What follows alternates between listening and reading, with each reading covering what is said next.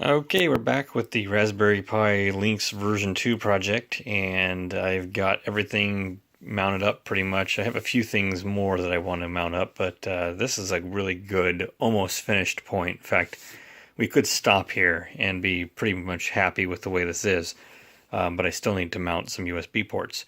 But from the outside, and you take a good look at this thing, we've got the battery door in place. It looks like an Atari Lynx. Very little modification done. In fact, the telltale signs would be that in the brightness control section here we have a on-off switch, and in the power jack section we have a micro USB port.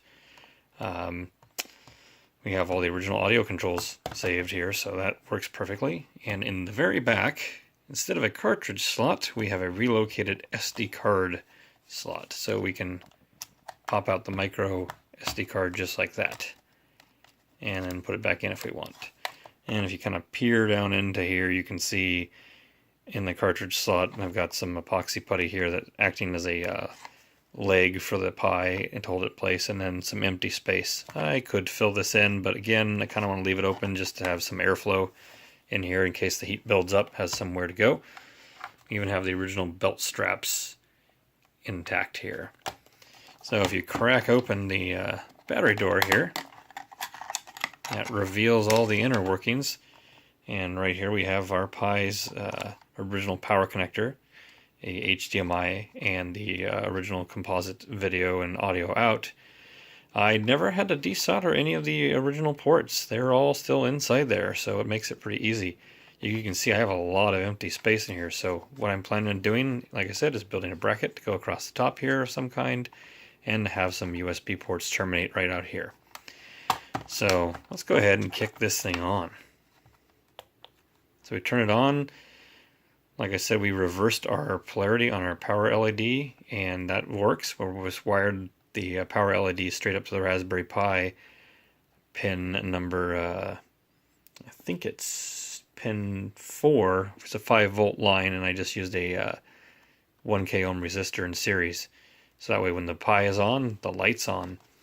You can also kind of peer in here and see a blue glow, and that's the Power Boost 1000 telling you that it's working. So that's kind of nice, actually, having a little bit of that glow in there, and then the different color LEDs that are in the Power Boost will actually glow based on the status. So if it needs to be charged or is charging, then that'll show up. And just to kind of show you here that I had to trim the Power Boost board a little bit to get things to get more flush with this, but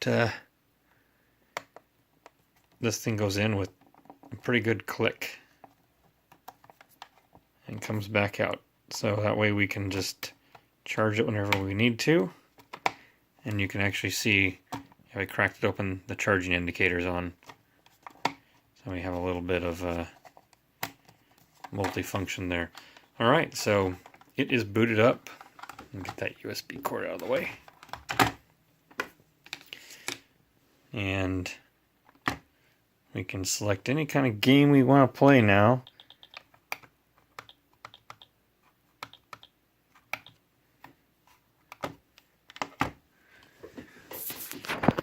And you can see Emulation Station doing its thing here.